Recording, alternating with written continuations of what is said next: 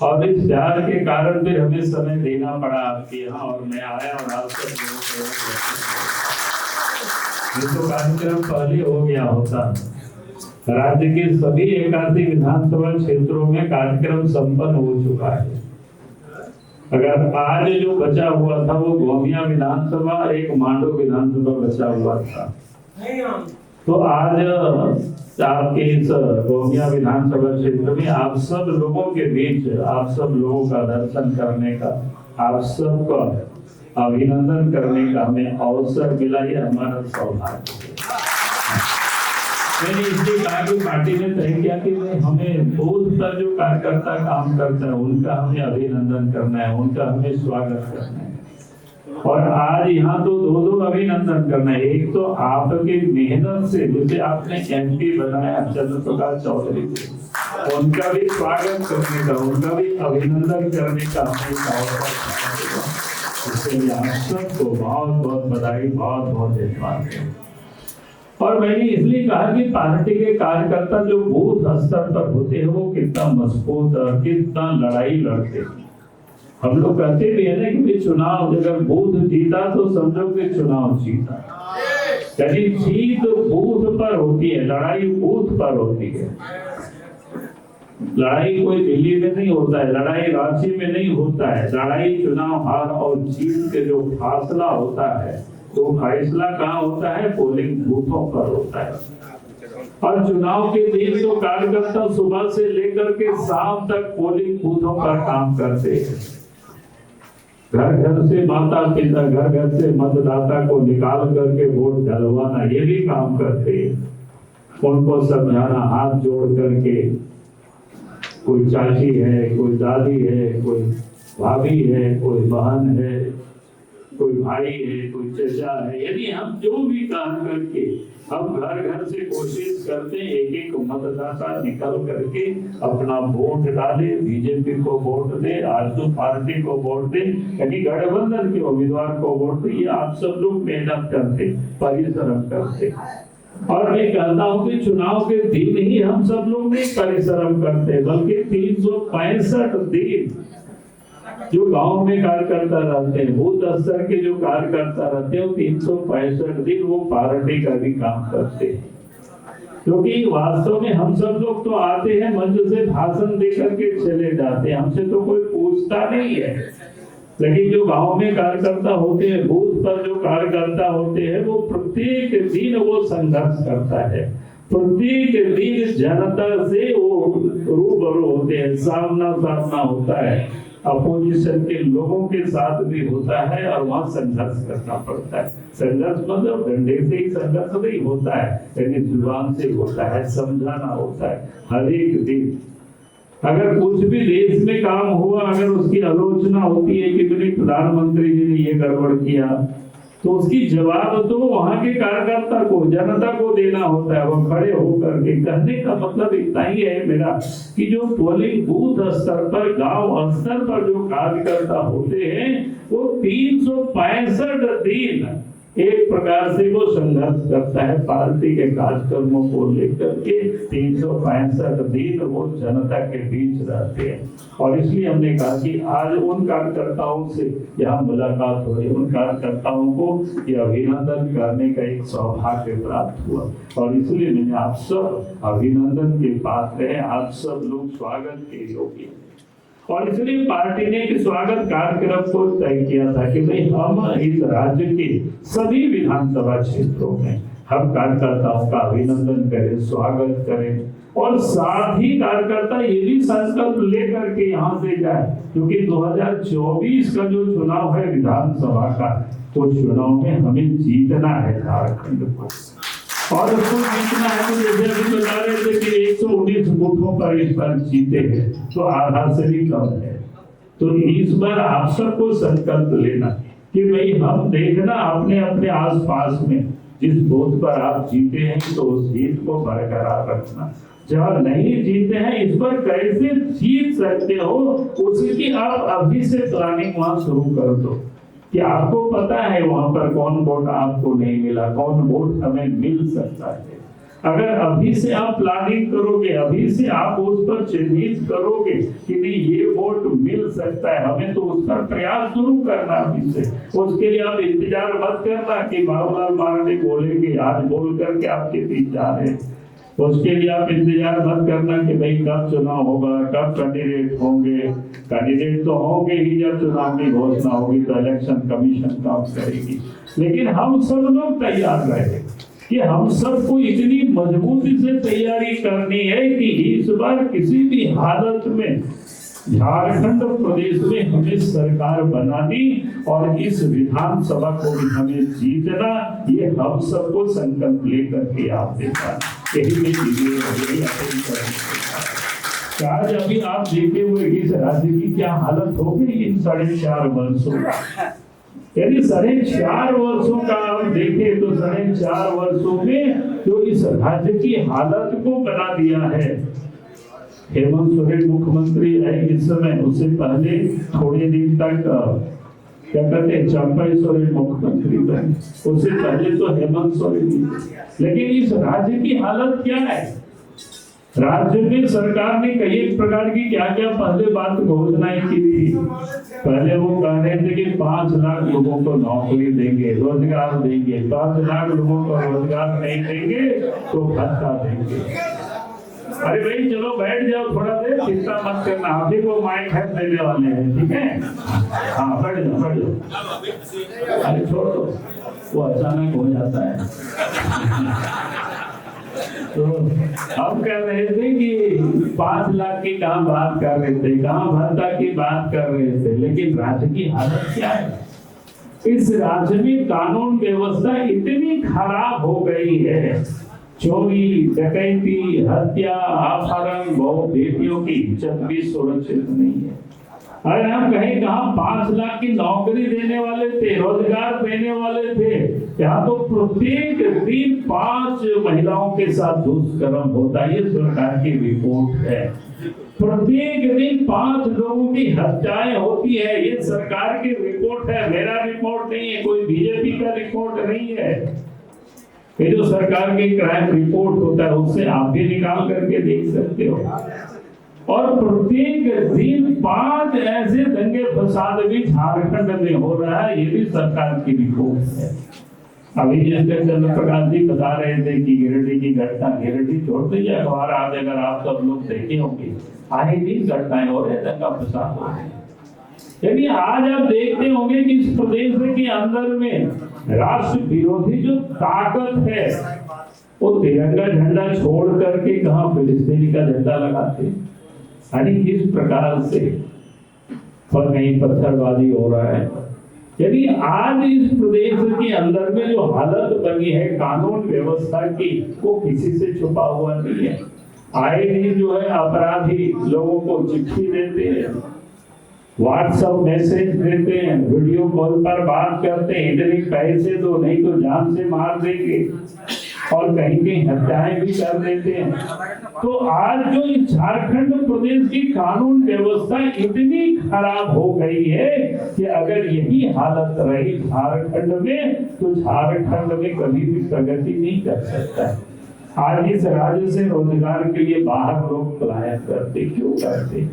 क्योंकि यहाँ रोजगार की अवसर नहीं है। रोजगार के अवसर तभी पैदा होगी जब यहाँ पर कोई पूंजी निवेश करे, उद्योग धंधा लगे। और उद्योग धंधा तब लगता है जब कानून व्यवस्था ठीक हो।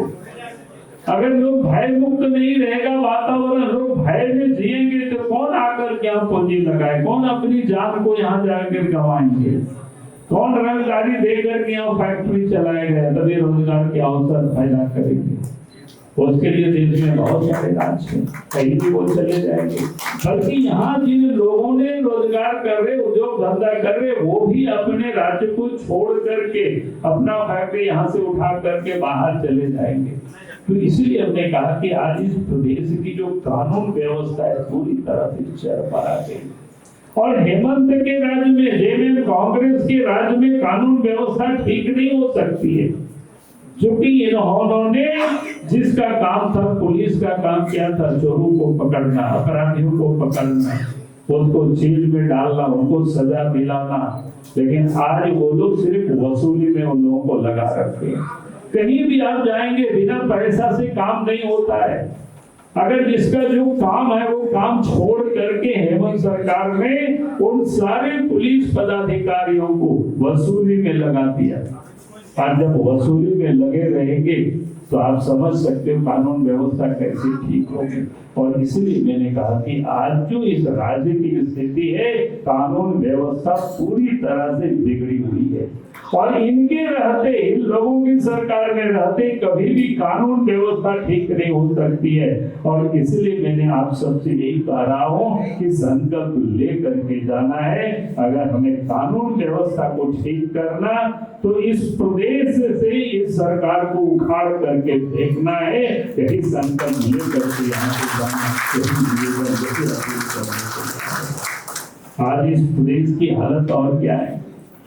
विकास का काम चारों तरफ ठप पड़ा हुआ है। अब ये कम समय नहीं मिला है, 4.5 साल यानी 5 साल तो हो रहा है, अब होने को ही चला है, 2-3 महीना के बाद तो चुनाव होगी।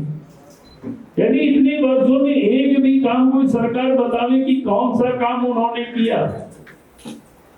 4.5 वर्षों तक इस सरकार सिर्फ लूटने में लगे रही, कमाने में लगी रही, काम इन्होंने नहीं किया। सोच रहे हैं भले भले बड़े बड़े किए हो। और अब याद करिए, जब बीजेपी की सरकार थी, डबल इंजन की सरकार रही थी, तो उस समय विकास के कामों को एकदम फेहरिस्त आपको मैं बता सकता हूँ, आप भी उसको अनुभव कर सकते हैं। आप याद करिए, झारखंड राज्य बनने के पहले क्या हालत थी राज्य की स्थिति। गांव तक सड़कें नहीं थी। अभी लंबोदर जी कह रहे थे उस समय आने जाने का रास्ता में नदी नाला में पुल पुलिया नहीं था, घरों तक बिजली नहीं था, क्या स्थिति होती थी। लेकिन इस प्रदेश में बीजेपी की सरकार ने गांव तक सड़क भी पहुंचाया, नदी नाला में पुल पुलिया भी बना, घरों तक बिजली भी पहुंचाया। आज इस देश के प्रधानमंत्री नरेंद्र मोदी जी ने नल से जल पहुंचाने का महत्वाकांक्षी योजना है। पूरी गर्मी समाप्त हो गया, लेकिन नल से जल आज भी ठीक से गांव तक नहीं पहुंच पाया। यानी उस योजना को तो इस सरकार ने क्या किया है, पूरे भ्रष्टाचार की भेंट चढ़ गया है पूरी तरह से। आज या तो वो नाला गड्ढा ठीक से खोदाई नहीं किए, पाइप घटिया लगाए, वहां पर गाड़ियां चलती है तो वो सारे के सारे पाइप फट जाते हैं, बोरिंग ठीक से नहीं तो पानी भी नहीं निकलता है। तो कहने का अर्थ है कि 5 वर्ष पूरा होने को चला है, लेकिन विकास के नाम जीरो जिसको कह सकते इस राज्य में इसकी सरकार। और इसीलिए मैं आप सब लोगों से यही कहने के लिए आया हूँ, अगर आप चाहते हैं कि इस राज्य में विकास का काम हो, अभी हम कह रहे थे उद्योग धंधा कानून व्यवस्था के साथ साथ इंफ्रास्ट्रक्चर ठीक होनी चाहिए, और उसको क्या ठीक होनी चाहिए, अच्छी सड़क होनी चाहिए, अच्छी बिजली भी होनी चाहिए, 24 घंटा बिजली की क्वालिटी ठीक होनी चाहिए। जैसे अभी यहाँ पंखा देख रहे हैं, पंखा कभी चल रहा होगा किसी कारण से कम, या तो वोल्टेज कम होगा या पता नहीं। तो कहने का अर्थ है कि बिजली ग्रामीण क्षेत्रों में आप जाए या शहरी क्षेत्रों में, मैं राशि में देखते हैं जितनी रहती नहीं है बिजली, उससे अधिक बिजली चली जाती है। तो उद्योग धंधा कैसे लगेगा? तो इस उद्योग धंधे को आगे बढ़ाने के लिए बिजली एक महत्वपूर्ण कारक है, लेकिन आज बिजली नहीं है। आपके बगल में तीनों घाट पावर प्लांट है झारखंड सरकार के पास। अब वो तीनों घाट पावर प्लांट का क्या स्थिति है मुझे बताने की जरूरत नहीं पड़ेगी, आप सब लोग खुद जाएंगे तो पता चलेगा।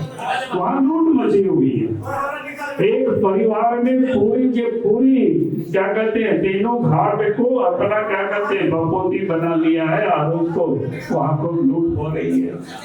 तो जहाँ इस प्रकार से होगी लूट, वहाँ कैसी राष्ट्र प्रगति करेगा, राज्य कैसे तरक्की करेगा। और इसीलिए मैं आप सब लोगों से यही कहने के लिए आया हूँ, हमें इस राज्य को तरक्की के रास्ते ले जाना, तो उसके लिए इस प्रदेश में बीजेपी के नेतृत्व में, एनडीए गठबंधन के नेतृत्व में सरकार बनानी, और यहाँ ये जो लुटेरे की सरकार है, इस सरकार को हमें उखाड़ फेंकना, यही नहीं निवेदन, यही मैं अपील करने के लिए। आज इस प्रदेश के अंदर में लंबी लंबी बातें सरकार करती है, लेकिन कितना वादा किया उस सब चीज को थोड़ा याद कर लीजिए। आजकल जहाँ कहीं घूमते हैं तो लोग क्या कहते हैं कि सरकार ने सर्वजन पेंशन लागू किया। उसने कहा कि कई जगह तो 4 महीनों से पेंशन नहीं मिला लोगों। और मैं कहूँगा कि 2019 का अगर जेएमएम का घोषणा पत्र देखेंगे तो उसमें उन्होंने क्या कहा था कि 2500 रुपया हम देंगे पेंशन। क्या हुआ भाई? वो तो कागज में लिखा हुआ उनका। ये लोग कितनी झूठ बोलते हैं। उसी घोषणा पत्र में उन्होंने कहा था कि साल में गरीब परिवारों को 72,000 रुपया देंगे। अभी लोकसभा में तो कितना 8,500 बोल रहे थे कि खटाखट मिलेगा। तो हमें कहने का अर्थ मेरा इतना ही है कि आप जाए तो लोगों को बताना ये लोग झूठ बोलता है। कौन याद कराएगा जनता को? हम याद नहीं कराओगे तो जनता सोचेगी यही है। पिछले दफा अभी जो लोकसभा का चुनाव हुआ, कितना झूठ बोल करके लोगों को दिग्भ्रमित करने की कोशिश की। क्या कहा? ये संविधान को बदल देंगे मोदी जी। क्या कहा उन्होंने? आरक्षण को समाप्त कर देंगे मोदी जी। ना जाने कितनी चीजों को इस प्रकार की उन्होंने दुष्प्रचार किया, वीडियो इस पर दुष्प्रचार चलाया गया। वही हमारा कहना है। और देश के प्रधानमंत्री नरेंद्र मोदी जी ने अभी जब नोटिफाई कर दिया कि भाई 25 जून को क्या कहते हैं संविधान हत्या दिवस मनाया जाएगा, तो कांग्रेस वाले, जेएमएम वाले, राजद वाले फड़फड़ा गए। भाई 25 जून 1975 को इस देश के संविधान की धज्जियां उड़ा दी थी, तार तार कर दिया था। उस समय श्रीमती गांधी प्रधानमंत्री थे, इमरजेंसी लगा दिए थे। आज ये लोग कहते हैं कि इमरजेंसी लगा हुआ है, किसी को बोलने नहीं दिया जाता है। भाई रोज तो प्रधानमंत्री को गाली दे रहे हो जहाँ घूम घूम करके, क्या बोलते हैं? उस समय तो पेपर तक में सेंसरशिप लगा हुआ था, नेताओं को जेल में ठूस दिया गया था। कहने का अर्थ यह है कि किस प्रकार से लोगों ने झूठ बोल करके लोकसभा में वोट मांगा, लेकिन हम सच को भी तो बोले। उनके घोषणा पत्र में भाई आपने कहा था कि 2,500 पेंशन देंगे बड़े बुजुर्ग को, विकलांग को, विधवा को। क्या हो गया?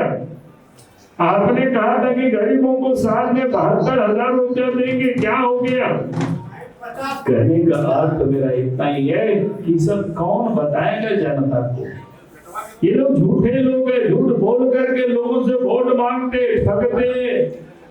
तो ऐसे लोगों को इस बार सबक सिखाना, यही मैं आप सबको यही करने के लिए आया हूँ कि आज जो इस प्रदेश की हालत है वो किसी से छुपा हुआ नहीं है। कैसे ही लोगों ने तो नई नई बातें कर। इन्होंने प्रत्येक बार कहा कि भाई 5 क्या कहते हैं, हम रोजगार देंगे नौजवानों को, साथ में उनकी बहालियां होगी। लेकिन आज क्या हुआ उस नौजवानों का? भाई इन 5 वर्षों में कितने बहाली हुई पूछिए। और प्रत्येक चाहे जीपीएससी हो, जेएसएससी हो, जितने भी एग्जाम कंडक्ट किया गया सब में पेपर लीक हुआ। और अभी तो पीजीटी का बहाली हुआ। एक लड़का लोग आए थे हमसे मिलने के लिए, सरियाली लड़के लोगों ने पास किया है 2-3 इंस्टीट्यूट के। यानी एक प्रकार से नौजवानों का, गरीब बच्चों का, जिन लोगों ने माँ बाप ने बड़ भात खिला करके पढ़ाया होगा, लेकिन उस सर्विस को भी लोग बेचने का काम किया है। बच्चों की जो मेहनत और मेरिटोरियस जो बच्चे हैं उनके भविष्य के साथ ये लोग खिलवाड़ करते हैं। नौकरियां नहीं हुई। उन्होंने पारा टीचर को क्या कहा था कि अस्थायी कर देंगे। उन्होंने आंगनबाड़ी सेविका, सहायिका, जॉब सहायिका, ऐसा अनेक कॉन्ट्रैक्ट लेबर सबको कहा था कि आपकी हम समस्या का समाधान कर देंगे।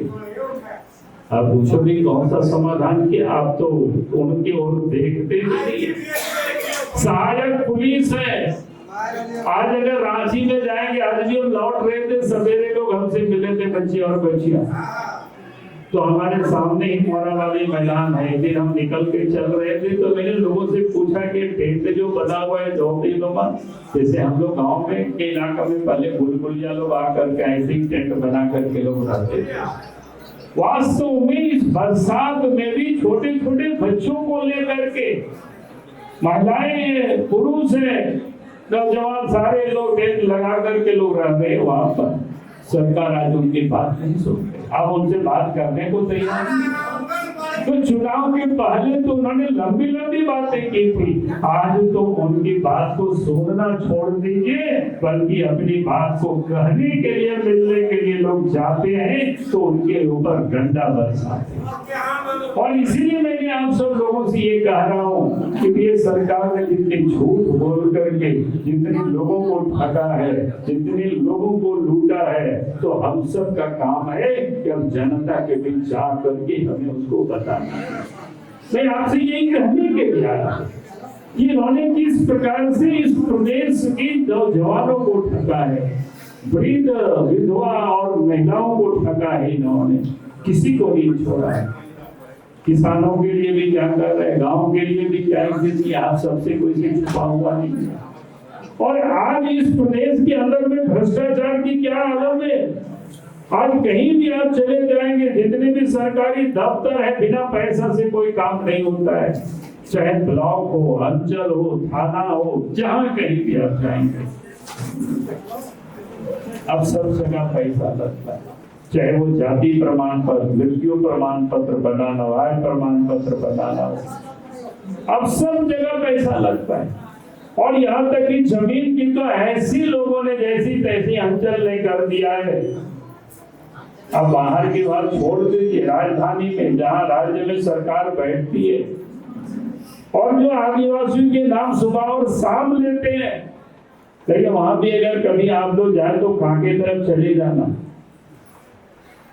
हम एक दिन गए थे, 500-600 एकड़ जमीन, रैयती जमीन है लोगों की, आदिवासियों की जमीन है, पिछड़ों की जमीन है, साउदी लोगों की जमीन है।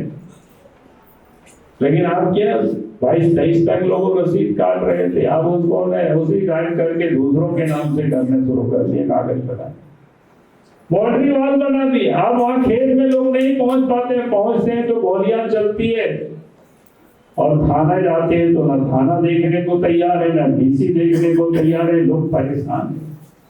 यानी आज इस राज्य के अंदर में भ्रष्टाचार इस कदर से पाया। और मैं तो बार बार कहता हूँ कि जब तक राज्य को हम भ्रष्टाचार से मुक्त नहीं कर लेते, यहाँ की जनता को कभी न्याय नहीं मिल सकता है। यहाँ के लोगों को न्याय तभी मिलेगा जब ये भ्रष्ट सरकार से झारखंड को मुक्ति मिले। तो इसलिए मैं आप सब लोगों से यही कह रहा हूँ, लूट सब कुछ बचा हुआ है। लोग कोयला की लूट है, बालू की लूट है, पत्थर की लूट है, जमीन की लूट है। आप जरा बताओ कि पत्थर, कोयला, बालू तक नहीं मिलता है। जहाँ निर्माण का काम होता है, प्रधानमंत्री आवास लोग बनाते हैं, लेकिन वहां बालू नसीब नहीं है। ये स्थिति है इस प्रदेश की। अगर जनता को आज बालू नदी से कोई उठा करके जाएंगे अपने घर बनाने के लिए भी, तो पुलिस वाले पकड़ लेंगे। या तो उनको रिश्वत दीजिए या फिर आप सपोर्ट से बिल करा दीजिए। ये हालत है इस प्रदेश की। और इसलिए मैं आप सब लोगों से यही कह रहा हूं कि इस राज्य में जो स्थिति बद से बदतर है, और इसलिए हमें इस राज्य में कानून की राज स्थापित करना है, भ्रष्टाचार मुक्त शासन और विकास के लिए एनडीए गठबंधन की भारतीय जनता पार्टी के नेतृत्व में सरकार बनानी है। तो ये संकल्प लेकर के हम सब लोग जाए। और आज आप देखिए, भारतीय जनता पार्टी की प्रदेश में, केंद्र में सरकार की विकास की एकदम लंबी फहरिस्त है, यहाँ गिनाना भी संभव नहीं हो सकता है। इस प्रकार से सरकार विकास का काम कर रही है। तो अगर एक ही चीज आप देखें, कोरोना काल से जो गरीब कोई भूखे नहीं मरे, उसकी भी देश के प्रधानमंत्री चिंता कर रहे हैं। प्रत्येक महीना 5 किलो अनाज फ्री में मिल रहा है, मुफ्त में मिल रहा है। वो भी ठीक से इस राज्य सरकार पहुंचा नहीं पा रही है गरीबों के घरों तक। तब देश के प्रधानमंत्री नरेंद्र मोदी जी ने गरीबों की भी चिंता करते, ताकि कोई गरीब के बच्चे भूखे नहीं रहे, इसकी चिंता करते हैं। और इतना ही नहीं, साथ साथ मैं कहता हूं कि किस प्रकार से इस देश के प्रधानमंत्री प्रधानमंत्री नरेंद्र मोदी जी ने काम किया। और झारखंड में जो पिछले दफा बीजेपी की यहाँ राज्य में सरकार थी रघुवर दास जी के नेतृत्व में, तो उस समय आप देखे झारखंड में 3 नए मेडिकल कॉलेज किया। एक मेडिकल कॉलेज दुमका में बना, हजारीबाग में बना, पलामू में, और 2 मेडिकल कॉलेज जो बन रहा था सरकार हट गई तो आज भी लटका हुआ चाय बाजार कोडरमा का। आपके यहाँ भी बनने वाला था तो अभी बोकारो जिला में क्या हुआ, टेंडर हुआ इस सरकार में, लेकिन टेंडर में भी एक बड़े कंपनी को टेक्निकल के कारण उसको छांट दिया तो कोर्ट चला गया। तो पूरा इन्होंने क्या करते हैं, जो पैसा जमा किया रहता है ना टेंडर वाले लोग जानते हैं, लोग भी शायद लड़का है, लेकिन कोर्ट में मामला चलता है।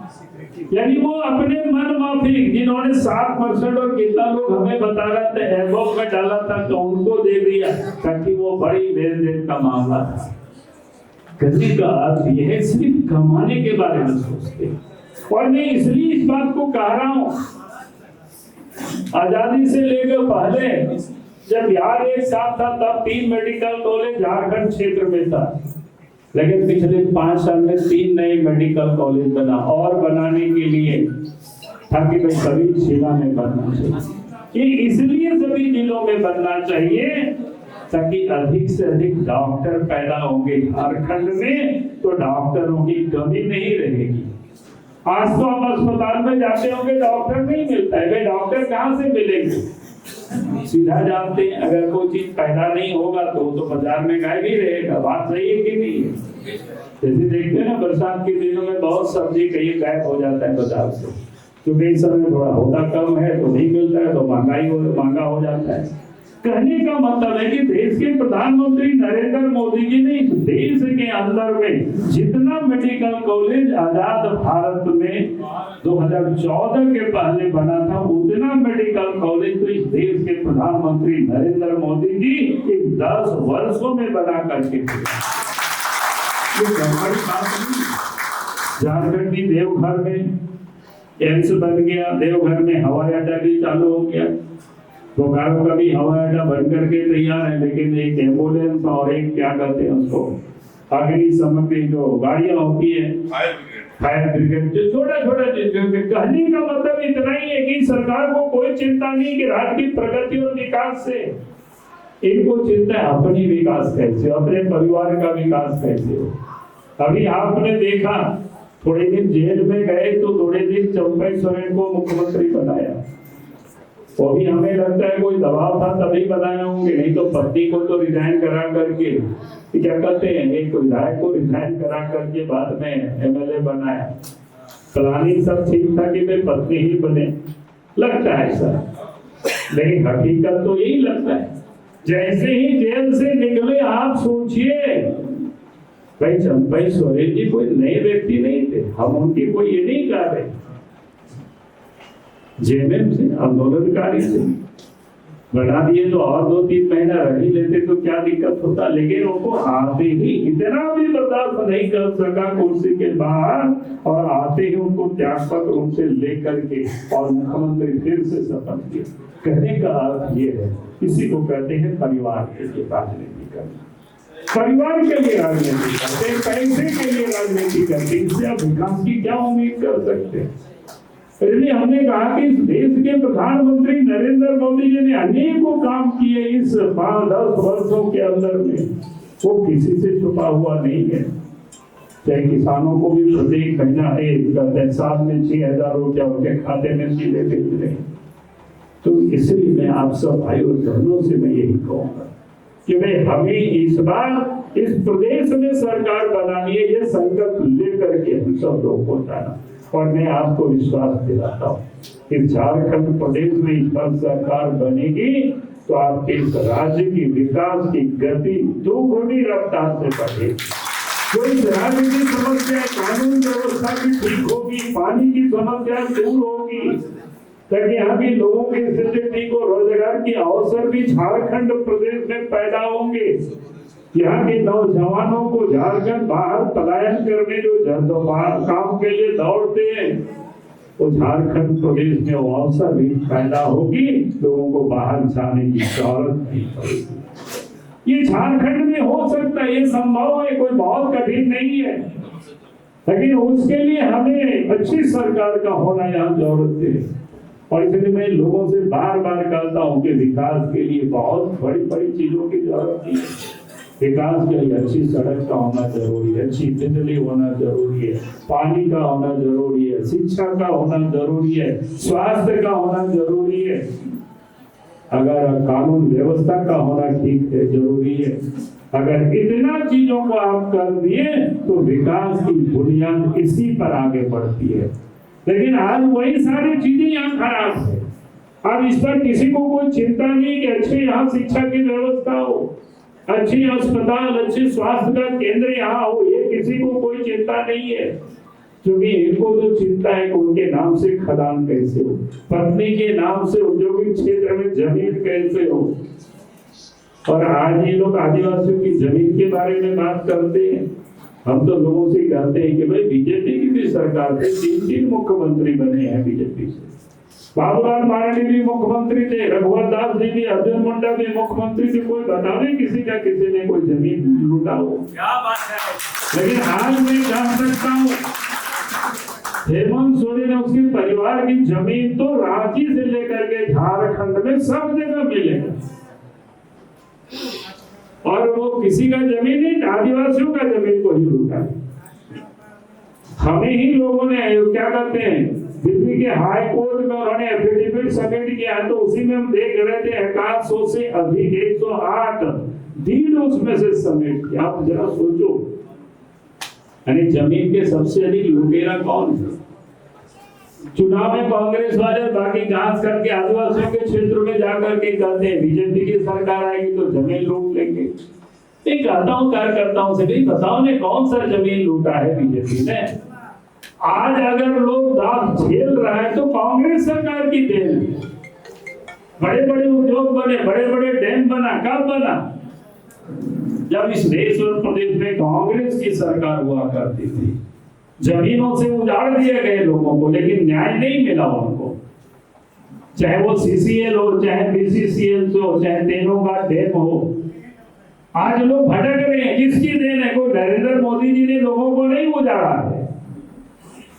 और कार्यकर्ता से कहने के लिए आपको बोलने में क्या तकलीफ है? उन लोगों ने उजाड़ा भी यार, वो लोग कह रहे हैं कि आदिवासियों के सबसे अधिक हिमायती है, झारखंडी के सबसे अधिक हिमायती अपने आप को पेश करती है। कैसे हो सकता है?